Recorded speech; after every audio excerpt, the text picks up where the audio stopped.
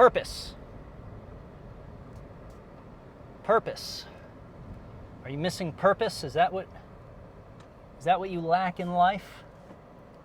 Are you just doing things to do them and just kind of winging it?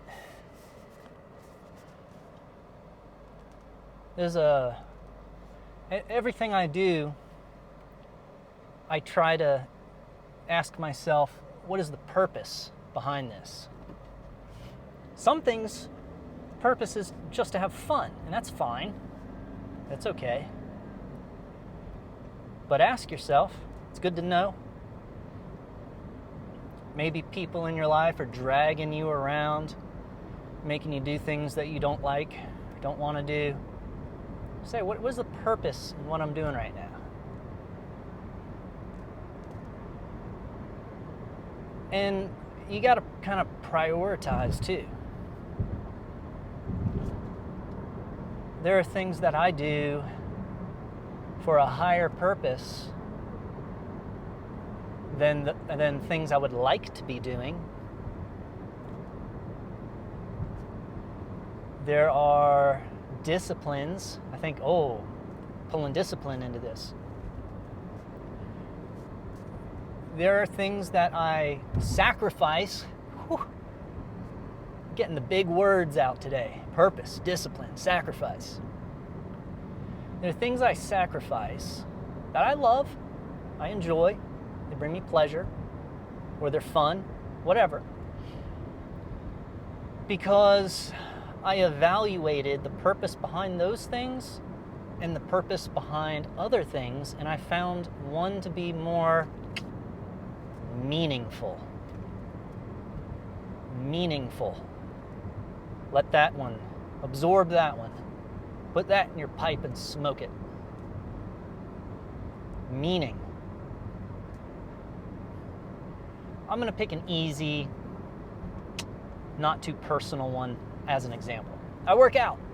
I go to the gym, and I'm very disciplined about it. When I wake up in the morning, at the same time every day, whether it's a workout day or not, I wake up at the exact same time, weekdays and weekends. I don't care, Friday, Saturday, Sunday, same time as Monday, Tuesday, Wednesday, Thursday. I discipline myself to wake up at the same time every morning because it serves a greater purpose in my life, and that is my workouts. I want to wake up consistently on a schedule, on a routine.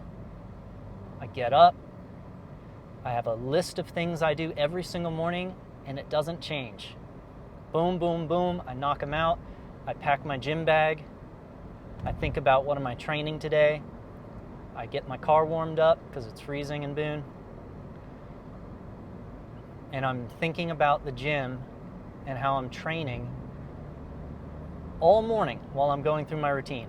Everything I do in the morning, I do it not because it's fun, not because I enjoy it, but because it serves my purpose. It serves the purpose so that when I get to the gym and I work out, I'm at my best. And you might not go to the gym. That's fine. I'm just using I'm using an example in my life. You might have some other purpose, something that matters a lot to you, or something that you wish that you could be doing. Man, you gotta just balance and structure your life, starting at the little things. Get them all in place so they all serve that purpose. And it makes it easy. Oh man, it makes it so much easier to live the life you want to live. Here's the one. Again, coming from my world. Diet, nutrition, eating better. I do not keep food in my house, in the cabinets, that I don't want to be eating. I just don't, when I grocery shop, I don't buy them. I don't buy them anywhere anymore, even when I'm out. But that's a way to start. Construct the life you want. Whatever the purpose is. Maybe the purpose is you want to stop eating candy, sweets. Don't have them in the house. Go ahead and do a cleaning. Go through all your cabinets, put all the sweets in a bag, throw them in the trash. Gone. And now you just don't buy them. You don't allow them in your home. That's a great way to start. Step one. Do you have to quit? Eventually, hopefully, I hope you do. Or I hope you minimize it to a kind of once in a while thing that's in control. But if you're out of control, you're eating candy all day, start with it's not allowed in your home or your apartment, whatever. Boom. When you're out, you can still buy it. Eat it in your car before you get home, whatever. My point is, the thing you want usually requires other things to be in place that support it. That's what I'm talking about, man. You have to evaluate the purpose behind things, the intention. If I, in my order of priorities, if being strong, powerful, and healthy is a high priority, then when I look at foods I love, or if I look at like, oh, I love playing video games for hours and hours and hours, or I love sleeping in, I have to evaluate those behaviors, compare them. If being strong, powerful, and healthy is more meaningful to me, when I think about living that life, whatever that vision is of living that way, if that means more to me, then the other things, I'll start changing those other things. But it has to have purpose. If you don't do that assessment, that evaluation, you're going to find it a lot more difficult to make changes. But when you do that evaluation, and you're like, this is important to me, I'll have more meaning in my life if I can achieve this. Then through that lens, through that purpose, you start evaluating other behaviors, man, it gets easy. It gets real easy. And you can start to make sacrifices. And a sacrifice is actually a gain. It's not a loss. You're letting go of old behaviors or pleasures,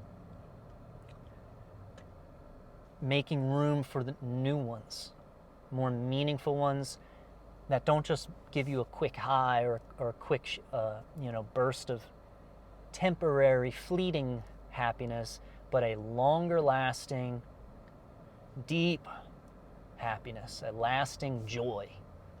Because you're not just having a temporary experience anymore, you're building a life.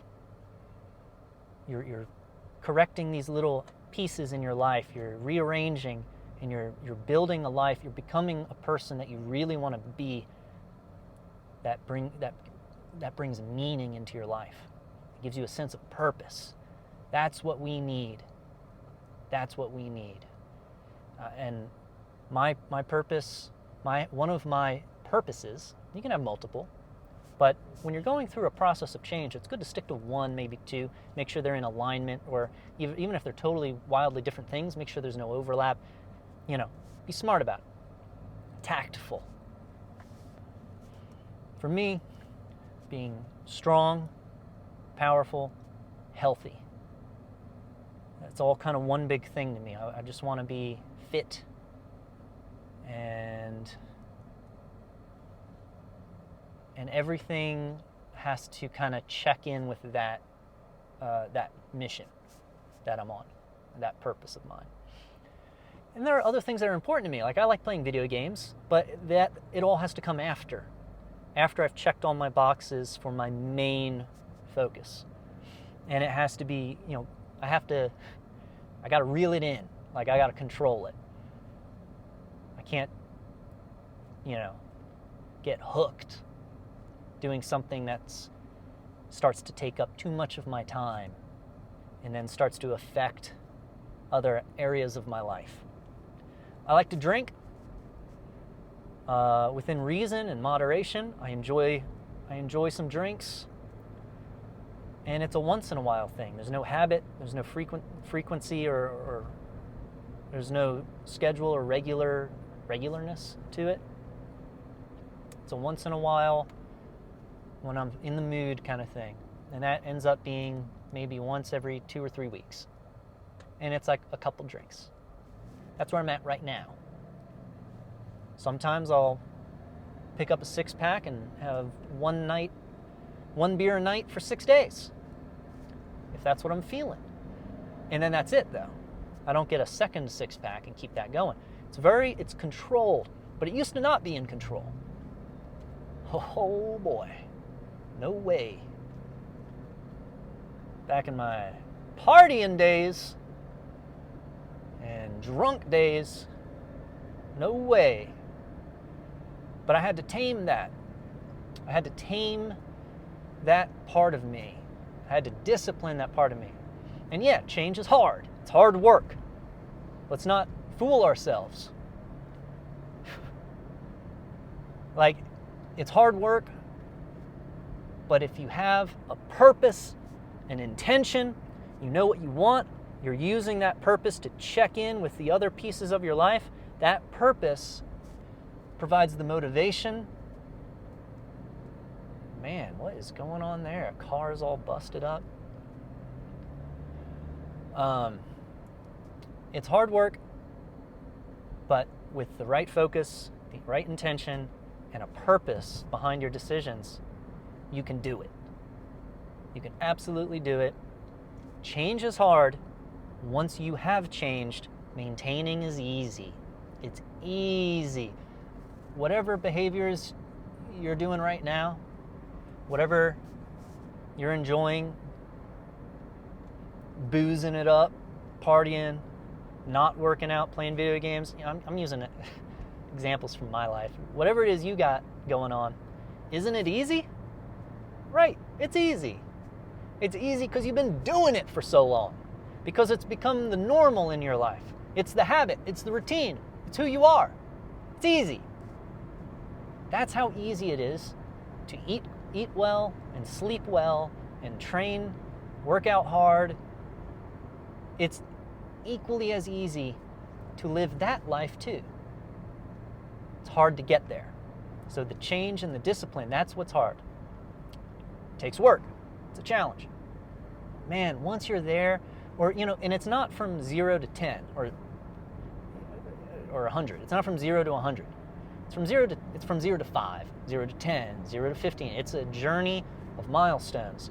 When you hit a milestone and you've gotten something under control, that becomes your new habit.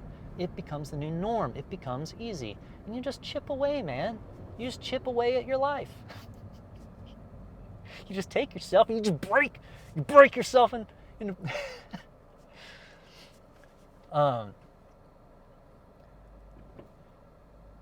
yeah, change is hard, and it's hardest in the beginning when you've not done anything yet.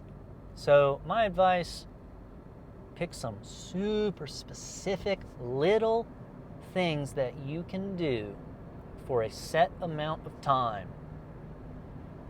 If you're fat and you're a big fat slob and you look in the mirror and you're disgusted with yourself and you're like, I'm a disgusting fat pig, and you're standing there, and even while you're looking at yourself in the mirror, you got a candy bar and you're just chewing away, and you got a big old thing of tub of popcorn or Cheetos, a big bag of Cheetos in the background. And your butt hurts because you've been sitting all day long playing video games. And if that's you, do a big sweep. Go through the kitchen. Just pick one thing. Whatever the worst thing is you're eating, you know what it is. Let's say it's a bunch of candy and chips. Let's say it's potato chips. I love potato chips. That's one of my things. When I'm needing some comfort food, man, give me a bag of potato chips, plain, no fancy flavors. Kettle chips, I like kettle chips, but like not with nothing on them, none of those weird flavors. Just give me them. I just like that. Oh man, that potato goodness. Go through your kitchen, put it all in a bag, throw it in the trash, and that's it. You don't allow those in your house anymore. You can still eat them. Just don't allow them in your house anymore. So now they're less available to you. So you're not just sitting around your house and be like, oh man, let me just munch on some chips. Nah. You see, you haven't eliminated the potato chips from your life. You've made them less accessible to you. You've modified the behavior around eating them. You can still eat them, but now the behavior has changed because they're not in your house anymore. That's it. That's the lesson of the day. Whatever it is, you target it. And I'm all about balance. So whatever you're trying to subtract, whatever behaviors or foods or items or whatever is in your life you're trying to subtract, don't leave an empty space there. Replace it with a positive. So if I watch TV for 4 hours a day and my goal is to cut it back to 3 hours a day, I'm going to put a workout, or maybe I'm going to spend an hour doing meal prep, healthier meals. I'm going to find something else that serves that higher purpose, why I'm doing this, to replace that hour I'm taking away from TV time. That's an example. When I was a kid and I started going vegetarian, it was extremely difficult to just remove meat from my diet. But once I found meals and foods that I loved and were satiating and were healthy, I could replace foods in my diet. If you just start subtracting, you're going to be miserable. You're going to be angry. And it's going to be a grind. You're going to be so unhealthy. Your body's going to feel just worn out and dead all the time. You're going to be miserable. Got to play the little switcheroo. The addition, subtraction. Remove a negative, add a positive.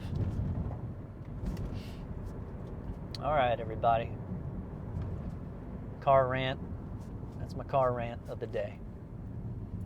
Now, getting home, I'm going to make a nice protein smoothie and probably do some stretching. That's what I do for fun when I get home from training. Can't wait. I'm done training for the day. Can't wait to get to stretching.